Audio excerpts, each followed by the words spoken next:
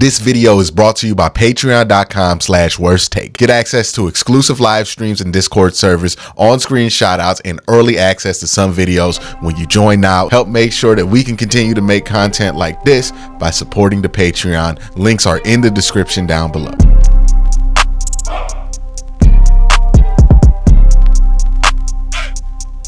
All right, so OTA started for the Cleveland Browns, and the most noteworthy thing that came out of OTAs today was that Deshaun Watson is throwing the football again. Now, he's not going to throw back-to-back days, so don't expect him to throw tomorrow, and he probably won't do back-to-back days until the second week of camp, and that's not because the shoulder's still hurt. It's just because they're playing it safe with the rehab and injury process, and they don't want to have any chance of this re-aggravating itself. I also wouldn't expect him to play in very many preseason games, if any at all. I think they're going to slow play this up, let him get to the season, have him be fully healthy, and make sure that throwing shoulder is not going through anything at the start of the year. Now, this bit of news is not that surprising. We heard reports that Deshaun Watson was throwing at 100% range and velocity from Mary Kay a couple of days ago. This is a verification of that, as it looks like he is throwing without a brace, without limitation, and without restriction, right? So it looks like he is pretty much healed from that injury, which follows the timeline that we expected Deshaun Watson in this shoulder injury to follow. So nothing crazy, nothing that's off timeline or super fast is happening here. It's kind of what we expected to go down with Deshaun Watson. But it does end what I feel like is the most drawn out and boring chapter of Deshaun Watson's career as a Cleveland Browns quarterback, and that is injury gate 2. Like, a lot of people were theorizing that this injury was going to be worse to come back from, or that it couldn't be come back from based off of bad information. There were, as recently as a couple weeks ago, or not even a couple weeks ago, I'm not going to give him that bail, a couple days ago, where people were speculating that Deshaun Watson wouldn't be ready by the start of the season because the Browns had kept a rookie contract tryout quarterback for a couple of extra days after rookie minicamps ended.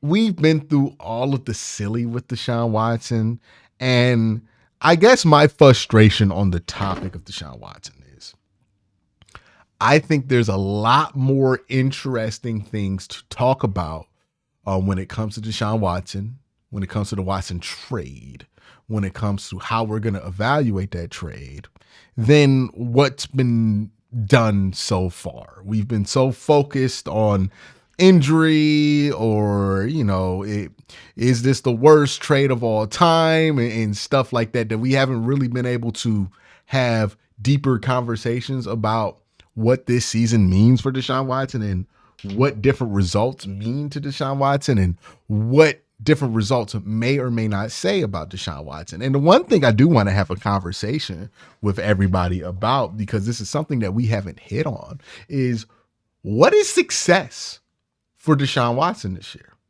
Is it closely tied to team success?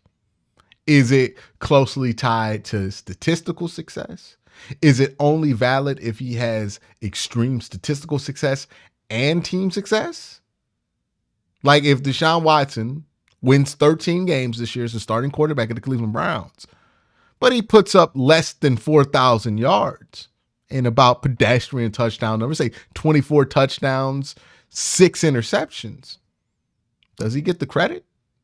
Is this trade now validated because the Browns have had back-to-back 10-plus win seasons?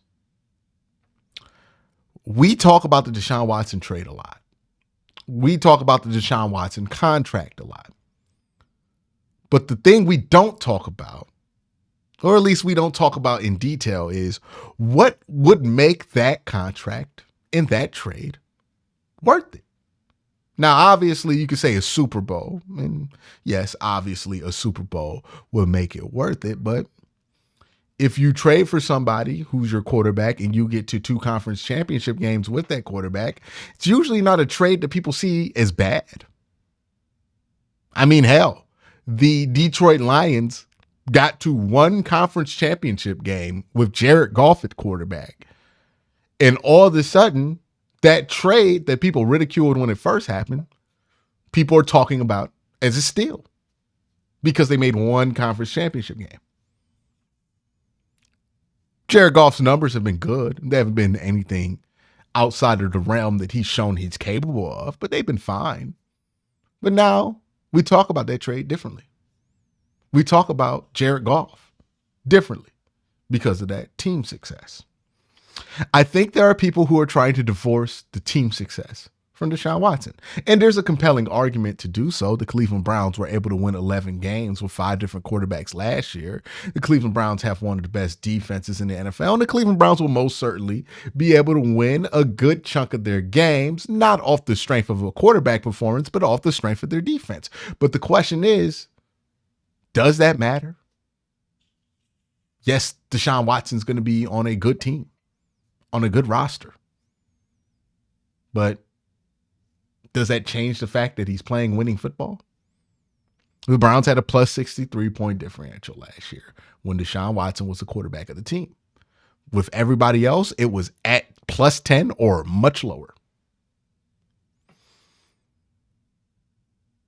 He clearly was a difference maker when it came to point differential.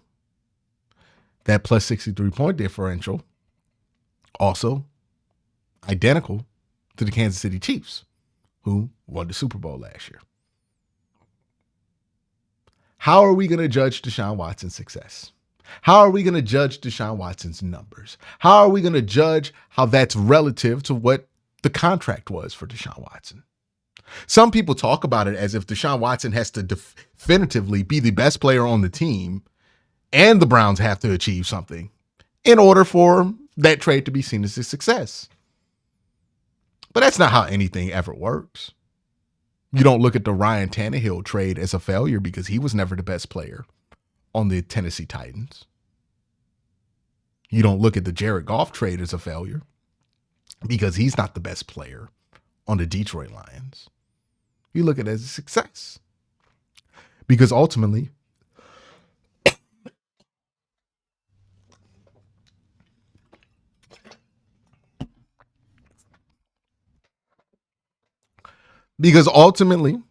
he's a quarterback who showed he was capable of being able to help a team get to where they need to get.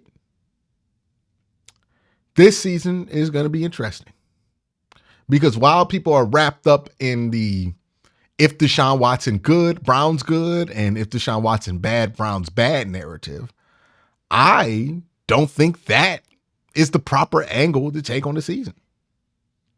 I personally think Deshaun Watson's play, good or bad, it's going to be secondary to the pieces around him. If he plays great, this team will win, well, easily. If he plays bad, this team will still be able to win. They won with 5 different quarterbacks, and I don't care what you say about Deshaun Watson, if how low you are on Deshaun Watson. A healthy Deshaun Watson is better than Joe Flacco, is better than DTR, is better than PJ Walker on his worst day. And again, for the people who make the argument that, well, if Deshaun Watson doesn't play well, this Browns team will be bad, explain his win-loss record. Because Deshaun Watson has a good win-loss record as a Cleveland Browns quarterback. And he hasn't played excellent in all those games. Some games he played poorly in. It's clearly not the case. At the very worst, Deshaun Watson's not going to cost you games on a consistent basis. So this whole narrative, this lens, I think people are looking at it now because there's no games going on. I think it's wrong, right? It's not about if Watson good, if Watson bad. I think the team will be good. The question is, how far can they go? Where is their ceiling? If Deshaun Watson plays well, their ceiling could be championship. If Deshaun Watson plays average, we'll see where we go with that. If Deshaun Watson plays mediocre football, they could probably get to the second round. But that's the question about this team. It's an interesting one to watch. It's an interesting one to see. But now that we don't have to analyze whether he has good spin on the ball or whatever the hell people are going to do with this video, and they're going to cut it up and look at it like this Zapruder film and all kind of dumb, stupid shit that people do on the internet. We know he's healthy. He's throwing the football again. He's not wearing a brace. He looks like he's ready to go and ready to learn a new offense and ready to get into OTAs and figure it out. Now we can judge this season and Deshaun Watson based on the output, but the question is, how are we going to judge it? There's a lot of possibilities that can end up being true with this Deshaun Watson trade and it being relative to the Cleveland Browns' success that don't give you clear answers on whether the Browns are going to be winners or losers in that situation. And that's what fascinates me about this upcoming season. And that's what fascinates me about being able to evaluate this season of quarterback play. Because if Deshaun Watson stays healthy, if this team wins a lot of games, there could be a lot of different feelings on Deshaun Watson, regardless of the fact that this team won games. Some people are going to feel that's ridiculous. Some people are going to find reasons to justify it. It's going to be interesting to see what happens. It's going to be interesting to see how it goes now. But what I want to know from you guys is, what do you consider a success for this trade? And don't put championship. We all know championship with obvious. They don't put the obvious shit. We know championship would be the success. But outside of a championship, what would make this trade a success? Because I don't know how much it's really going to take for this trade to be a success, because the Browns, while they gave up 3 first-round picks and they gave him a ton of money, they didn't really lose that much. Like, yeah, they didn't get first-round picks for those 3 years, but they got really good players in each of those drafts. Yeah, they signed Deshaun Watson to a ton of money, but didn't really lose any core players because of that contract. So you got to factor that into it. How much success do you actually need to justify when you didn't lose that much to make the deal? I don't think that's a championship level of success that is required from it. Now, obviously, you would want to win a championship when you're paying a quarterback that much money. You would want to win a championship when you trade 3 first-round picks for a quarterback. And obviously the goal for the Cleveland Browns right now is to win a championship. And this team does have the potential to win a championship. But I think there are a lot of different outcomes between championship and absolute failure that are more interesting to talk about. But we only seem to be fixated on talking about championship outcome or absolute failure outcome. We don't talk about any of the interesting shit that's happening in the middle. So again, let me know what you think. Y'all have a great day. Have a better night.